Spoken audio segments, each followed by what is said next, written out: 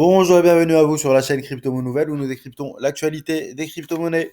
Alors aujourd'hui, on va parler de plusieurs sujets. On va parler de la Corée du Nord, on va parler de Polygon, on va parler de Disney, on va parler de Lido, de SBF et on va aussi parler de réglementation. Pour ceux qui connaissent pas la chaîne, on décrypte l'actualité des crypto-monnaies de façon régulière. Alors n'hésitez pas à vous abonner, à liker et à commenter pour plus de contenu.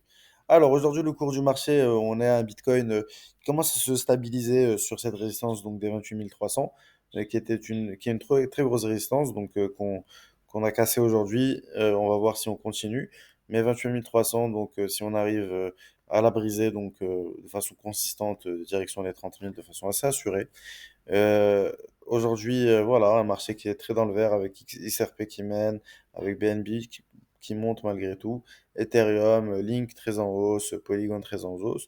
Donc un marché quand même dans le vert globalement, avec une Bitcoin dominance qui continue à monter à 45,7% aujourd'hui.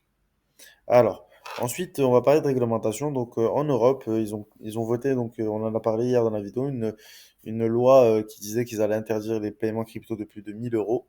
Et en fait, ils précisent que ça sera seulement pour les wallets qui sont non réglementés.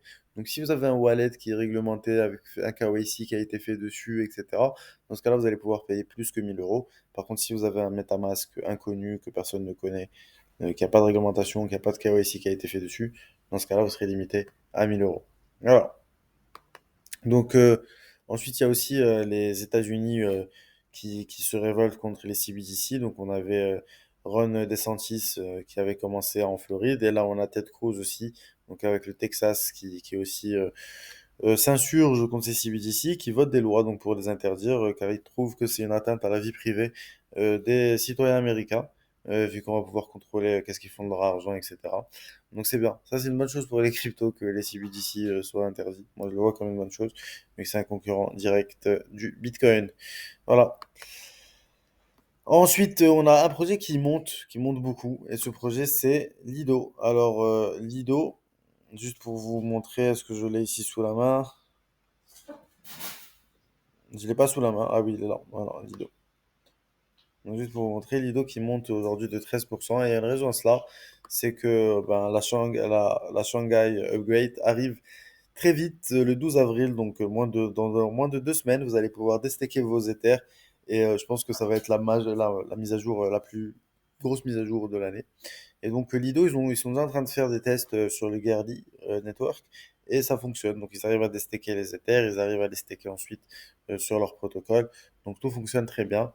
Donc normalement ce protocole sera prêt pour cette mise à jour. Après on allait parler d'une autre mise à jour, on va parler de Polygon, donc qui a lancé à partir d'aujourd'hui sa ZK EVM bêta test donc sur Ethereum. Donc à partir de maintenant c'est actif et vous allez pouvoir utiliser dès maintenant les ZK Rollup. Un nouveau type de Layer 2 qui fait son apparition et qui va encore continuer d'améliorer la scalabilité d'Ethereum. Donc ça risque voilà, de bien diminuer les frais. Il y a beaucoup de choses avec la mise à jour qui arrive, avec le charging qui arrive, avec les ZK IVM, les Layer 2 comme Arbitrum. Vraiment, on va arriver à un des frais très bas sur Ethereum, ce qui pourrait pousser encore une fois Ethereum à éclater en plus du staking qui va arriver dessus à éclater, moi je pense, sur le prochain bull run. Voilà. Ensuite, on a Disney qui coupe ses unités de métaverse. Euh, ils ont licencié les employés qui travaillaient dans le métaverse. Malheureusement, ça c'est une mauvaise nouvelle euh, pour, euh, pour pour le métaverse et pour les cryptos en général. Donc voilà, donc ils ont 7000 employés qui ont été renvoyés et ils mettent fin au projet de la métaverse. Malheureusement, c'était pas ça. Malheureusement, on voit que beaucoup de projets métaverse qui commencent à tomber, que ce soit de la part de Meta, que ce soit de la part de Disney. C'est un peu inquiétant pour le métaverse. Mais bon, le futur nous dira s'ils ont eu raison ou pas d'arrêter. Après, je voulais parler d'un gros truc qui est en train de se passer avec les plus grosses banques françaises, la BNP Paribas, la Société Générale, Natixis, Exim, puis il y a 5 banques qui ont été qui sont en train d'être enquêtés, puis Exanatixis, BNP Paribas, Société Générale, donc pour fraude fiscale. Donc euh, ici, les régulateurs voilà, donc ils sont ces quatre banques françaises qui sont actuellement visées par des perquisitions simultanées, la Société Générale, etc. Et il y a aussi HSBC, donc la banque britannique, qui sont soupçonnés de blanchiment aggravé et de fraude fiscale aggravée. Donc c'est une histoire d'évasion fiscale, comme qui remonte à 2018. Donc ces perquisitions sont l'aboutissement d'une enquête du parquet national, donc qui a commencé en 2021. C'est un scandale financier qui a été mis à jour en 2018. Donc ils mettent en place des opérations complexes sur le marché dans le but de détourner l'impôt sur les dividendes dû par les actionnaires d'entreprises cotées en bourse. Donc c'est vraiment pas très bien et c'est des milliards d'euros qui sont en jeu dans cette malversation bancaire. Et donc ça va être des grosses amendes et on voit qu'il y a deux poids deux mesures parce que si c'était une société crypto qui faisait ça, ben, on l'aurait arrêté, n'est-ce pas? Mais là, c'est des banques et les banques sont intouchables. Donc voilà.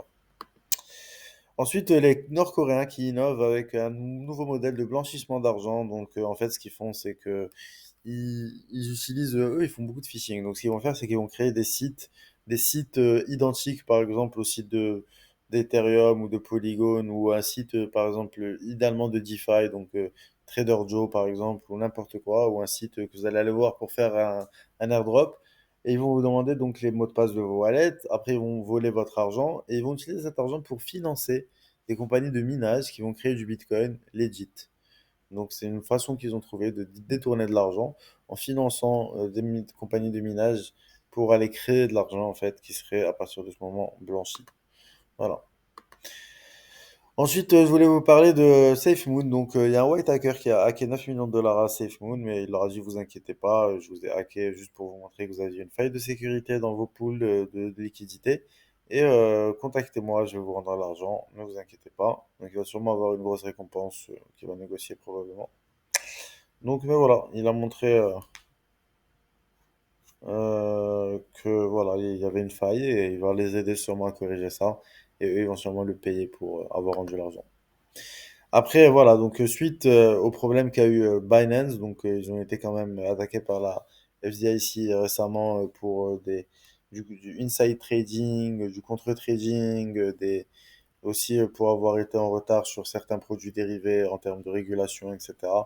Donc là, il y a 850 millions de dollars qui sont envolés donc, de Binance. Les gens retirent leur argent. Donc les gens, ils sont un peu inquiets. Et voilà, donc les bitcoins quittent Binance. Et si vous avez de l'argent sur Binance, ben, c'est le moment de le retirer. Et enfin, on a SBF donc, qui est accusé d'avoir payé plus de 40 millions de dollars pour débloquer des comptes crypto aux US et qu'il a payé donc des, des hauts fonctionnaires chinois pour débloquer un compte chinois qui contient plus d'un milliard de dollars en crypto-monnaie. Donc on voit qu'il a encore de l'argent, qu'il est encore capable d'agir, et moi je trouve ça anormal qu'un patron de compagnie qui a volé des milliards et des milliards soit encore capable de faire des choses pareilles.